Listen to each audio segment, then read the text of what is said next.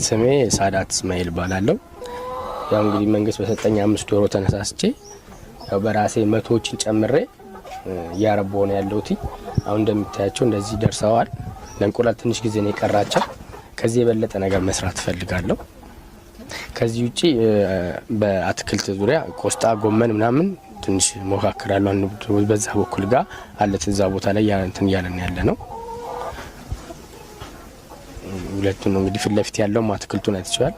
እሱንም እኔ ነኝ እንግዲህ ስንከባከብ የነበረው። ያምራል፣ ሰፈሩን ደስ ይላል። ጨር ያለ ቆሻሻ መጣያ ነበረ፣ ጫት ገረባ መጣያ፣ እሱን ሁሉ አጽድቼ ከዛ በኋላ በሸንበቆ አጥሬ አትክልት ተክዬበታለሁ። የሚያምር ነገር ሆኗል። ያው እንደምታዩ እንግዲህ በዛ በአትክልቱ ቦታ እንኳን ተገይ ቦታ አለኝ። ያው የሰራውበት ነው። ግን ያው ዶክተር ሳሮን አለች፣ እሷ ያገዘች ነው። ያ መድኃኒቶችንም ምንም ከሷ ነው ወስደው። መኖቹም ያው እዚህ ነው የሚቀመጡት፣ እንደምታያቸው ናቸው። መኖ ምናምን ከዚህ ይቀመጣል። ሁለት አይነት ነው። ወራቸው ሲደርስ ሁለት አይነት ቀላቅዬ ነው የምሰጣቸው፣ የቄብና የእንቁላል ጣይ። እሱን እየሰጠው ነው ያለሁት። አሁን እንቁላል ጣል ሲጀምሩ ደግሞ በዛው ልክ ያኛው የቄቡ ቀርና እንቁላል ጣይ ብቻ ይሰጣቸዋል። ይሄንን ሁሉ ምክር ወስደው ከነሱ ነው፣ ከዶክተሮች ነው። የሚያስፈልጋቸው መድኃኒት አለ። እሱን የተካተየ እየሰጠው ነው። እንደምታያቸው ትልቅ ሆነዋል፣ አምረዋል። ሲሰጡን ትንንሾች ነበሩ፣ ቆንጆ ሆነዋልና ያው እኔ ከዚህ በላይ መስራት ፈልጋለሁ። ድሮ ከልጅነትም ጀምሮ ዶሮ አረባ ነበር እኔ።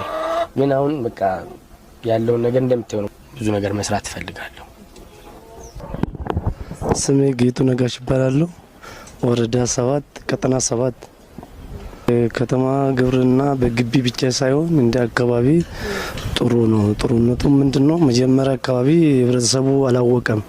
በሃይላንድ በምን ተከሉ ብለን ተሰንለው አሁን በሃይላንድ እውነት ቆስጣ ጎመን ይበላል እንደ ለጫወታ ነው እያሉ ነበር። ግን እኛ በግቢም አንዳንድ ቦታ ሰርተን ስናሳያቸው እየተከተሉን ነው እና እኔ እንደ ራሴ ቆይቷል። ከአመት እስከ አመት ዛሬ አመት ነው መሰለኝ የተጀመረው። ከውጪ ጎመን ገዝተን አናውቅም። ችግኝም እንደውም እያፈላው ለአንዳንድ ሰው ለሚተክሉት ሰዎች እየሰጠው ነው። እና ሌላ ነገር ነው የዶሮ እርባታም